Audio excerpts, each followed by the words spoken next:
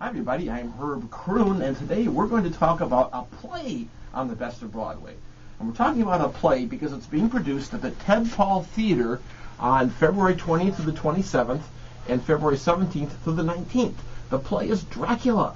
It's a monster play. It's going to be a monster of a production, I'm sure. And I got two people here from the cast who are going to tell us all about it.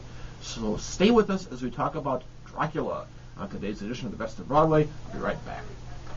And I'm talking right now with Dustin Jackson, who plays Dracula in the play of the same name. And then it's Charisse. Yes. And your last name is Danker. And you play Lucy. Lucy. Okay. And so Dustin guessed wrong, but a good guess. It's from a musical called Subways Are for Sleeping. It was produced on Broadway in late 1961. So it's an old musical, and it's got some great songs, but nobody's ever heard of it. Yeah, I sadly have not. No. Ask Paul Hustles. Oh, he'd know. He'd know. Right. Well, listen, guys. Let's start by talking a little bit about Dracula. We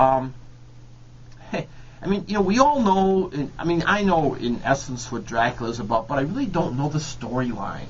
So why don't we start with just sharing us a bit about the storyline of Dracula? Well, at least in the context of the play, it's about this very mysterious count who comes over to England, and it's about Dr. Seward and her family who own an insane asylum. I think it's called the sanatorium. Yeah. And Lucy, Charisse's character, falls mysteriously ill, and she has these white marks on her neck, and nobody knows why. No one's heard of a vampire, so it's a bit of a mystery as to what's happening with her. Oh, okay. Yep. So that's kind of, in essence, what the play is about. So there's this Dr. Seward, did you say? Yeah, that's played by Lauren Michael Parsons, and it's Lucy's mom, Charisse's mom.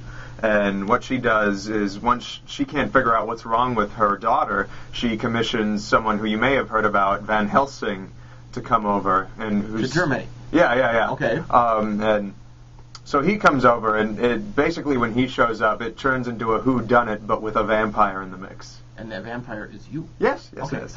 So we were talking a moment ago, before we listened to the song, kind of about the plot line and about how these folks come over to Germany.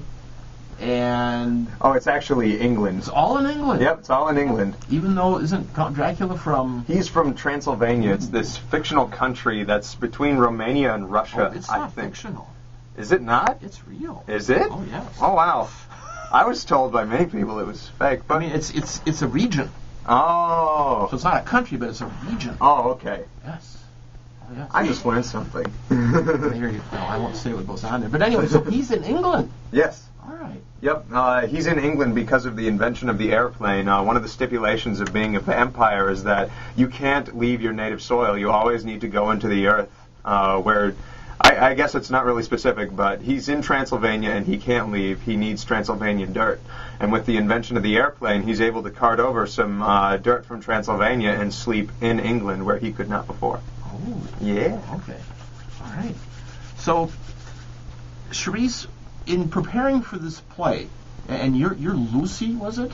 Yes. And you're kind of the what would be called the ingenue, the female lead, yeah. The romantic interest. Yeah. Is there somebody in love with you that? Well, I have in the show. I have a fiance played by Max, and I guess maybe Dracula could be considered one as well, because we kind of have a weird killing sexual thing going on. But yeah, I'm just the pretty ingenue. So when you prepared to do this play, did you just take the play at face value? Just I'm going to read the script and go from there, or do you try to get background?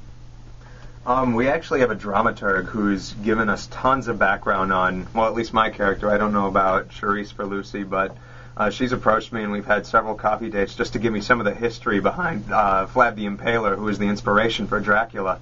And you'll learn a lot about him. He single-handedly fended off endless invasions by the Turks, and what he would do to intimidate them and scare them off is he'd impale them through a stake, and it was kind of a mind game to keep people away from his castle.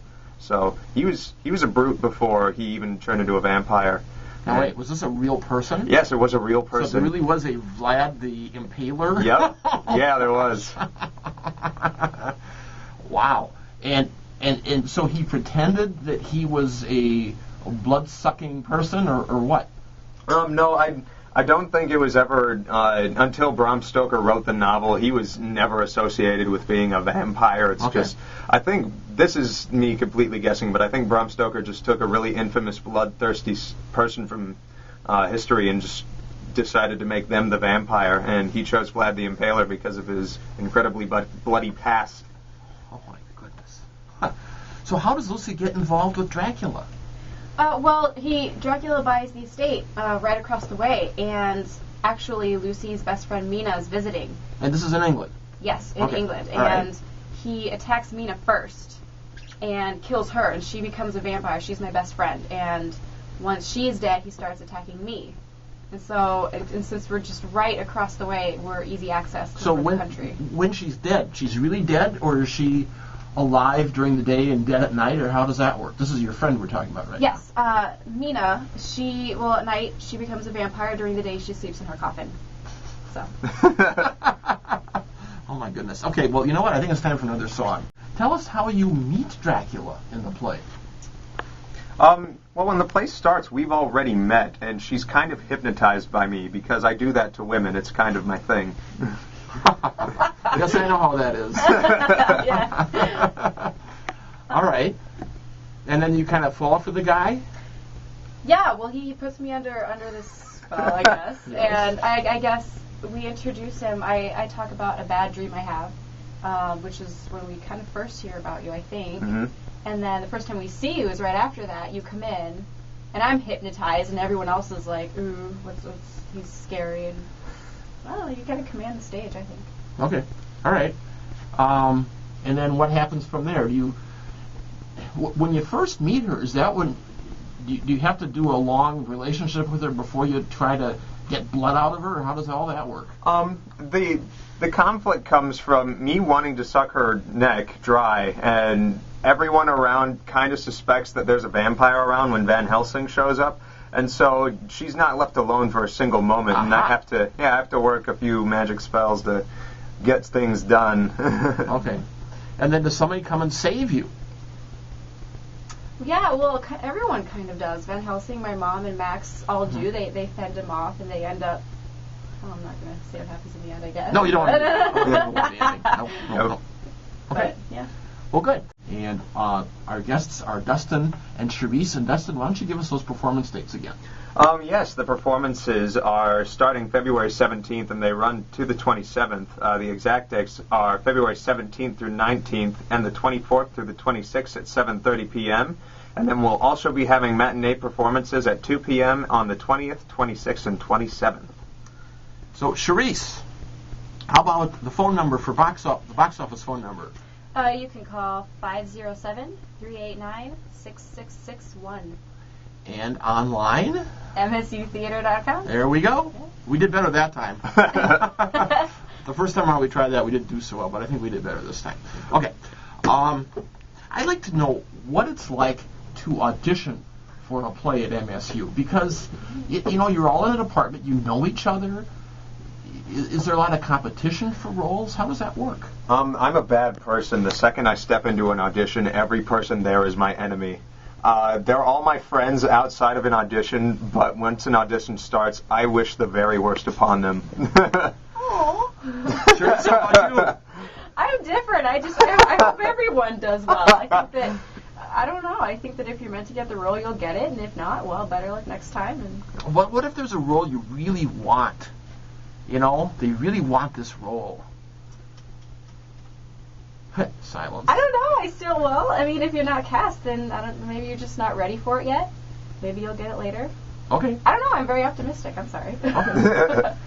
Are you ever surprised at casting decisions that the directors make? Yes, most definitely. With this latest round of shows, we cast the producers, and the guy who got cast is Max Bialystock, who's a great guy and a great performer. His name's Clayton Rothschild, and he played Odysseus in the Odyssey. And no one really pegged him as a Max, but he got it. And we're all proud of him, but it was still very surprising. Yeah, Max is this big, overweight overbearing loudmouth. Yeah, and Clayton's this really unassuming, really fit guy. So, like, the exact opposite you'd think of Max Bialystock is what Clayton is. So I'm really interested to see what he does with it. That's right. So that's a little bit about casting a show. Well, listen, guys, I haven't talked to you two about yourselves very much. So, Charisse, let's start with you. Where are you from? I'm from Chaska, Minnesota. That's not far. No. And have you been in the MSU all 3 years, or? No, I originally started at University of South Dakota, my freshman year, but I transferred here after that. What made you decide to come up here? That university is in Vermilion. It's a really, really small town, and a really small program as well. And it wasn't for me. And it's a great place, but it just wasn't for me. So I came here. It was my second choice, and I love it here. So wonderful. And did you just start this year? No, I started last year. Okay. This is my second year here. And so, folks that see a lot of shows at MSU, what might they have seen you in? This is actually my first show here. Oh, really? Yes, so Oh. no one would know me. Your theater debut. All right, but you got the rest of this year and then next year as well. Yeah, I'll be here a fifth year as well, so I'll be Oh. here for another 2 years. Well, Dustin, where are you from? I am from Sioux Falls, South Dakota. It's about 2.5 hours away. It's right on the border between Minnesota and South Dakota. And what made you decide to come up here? I actually wanted to come here originally, but I decided to stay in Sioux Falls, South Dakota, and go to University of Sioux Falls to stay close to home, which I think now is a mistake because I was probably paying twice the money for half the education there than I would have gotten here. Yeah, the program here is much better. It's probably 5 times larger. They do 4 times the shows. It was a good decision to come here. And how did you find out about MSU? I came here originally, but I just decided to stay in Sioux Falls because it was closer to family. Okay, so you did enroll here at first, and then you moved back, you mean? Yeah. I intended to come here, but then at the last minute I stood at the University of Sioux Falls and then regretted it, and then came back. Yep, then came to MSU and was very happy with the decision. And what plays have you been in? My debut was my second year here, so last year it was 12 Angry Men. I played the oldest person in the cast, Juror 9, even though I was the youngest person in real life. And then my second show was On the Razzle, where I played a coachman who had a taste for French maids. And the next show was The Odyssey, where I played 7 roles. 2 of them died. Oh, there you go. Yeah, but my named character was Laertes, who was Odysseus' father, and we had the big teary reunion at the end. And I'd like to think that's the part that let the Odyssey go to Ames, Iowa for competition. Because of you. Because of me. You made that play work. Yes. And a man of small ego. Let's talk a little bit about the names of some of the actors that are in the show. The one that comes to mind is the guy who's playing opposite of me, the guy who's chasing me, Van Helsing. He's played by Anthony DePoto, who's really wonderful to work with. He and I are both amateur comedians, and we love each other's company. He is the head of the improv troupe here at MNSU, so if you ever want to sit in on the improv, have the improv troupe play somewhere, he's the guy to contact because he's really good at what he does. Okay. Charisse, how about some other cast members? I don't know his last name, but Andy Gullickson? Gullickson, yes. He's playing Renfield, and I think that he is absolutely brilliant in this show. He's such a great actor, and because he plays this Renfield is insane, and he does this laugh, and it just makes you tingle, and he's really, really good. Great. Who's directing the show? That would be our dearest Heather Hamilton, who is, I would consider her a hippie. She's the hippie of the theater department. Everyone's agreeing with me, it looks like. Yeah. She's been wonderful to work with. What I liked was the first rehearsal, she sat down with us and told us this concept for each of our characters, and that we should be inspired by bugs.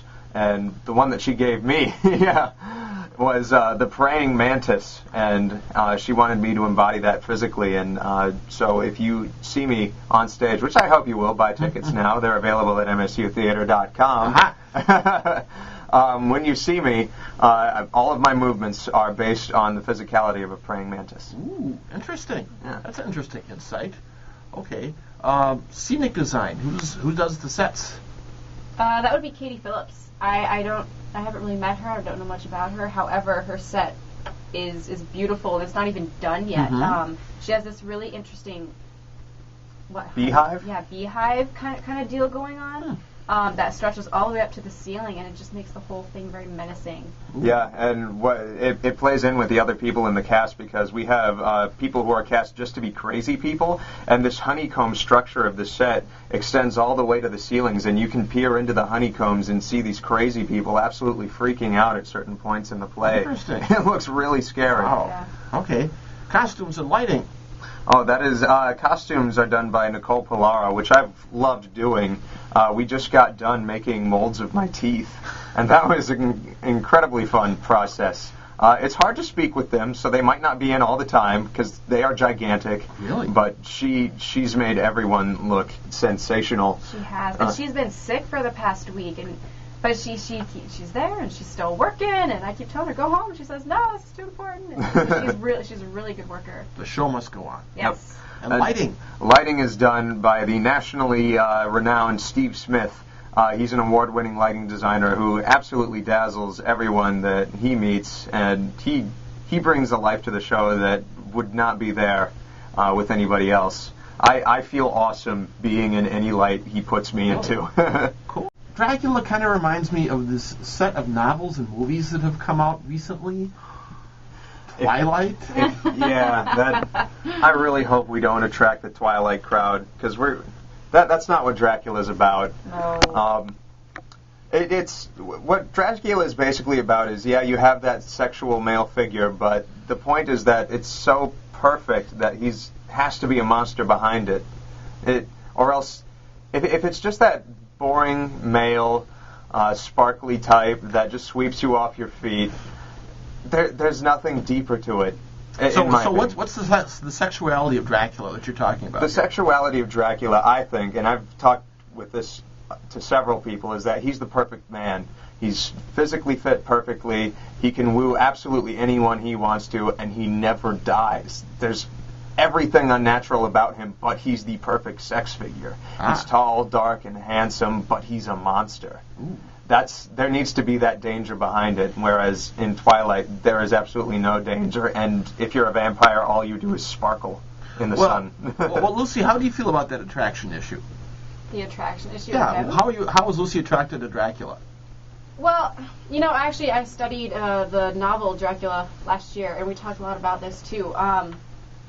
The attraction to Dracula is something that, especially in the time frame of the play, is something that the character Lucy, she never would have been accustomed to. It's like you don't kiss, you don't touch till you're married, and then here's this handsome guy who acts like he wants her, and then you have the whole penetration thing, with the fangs, and innuendos and stuff like that, and he's doing things to her, making her feel things that she's never been able to feel before. So it's wanting what you can't have, wanting what you're not supposed to have, doing something dangerous, different. So there's a danger element to her attraction to Dracula. Definitely. Okay.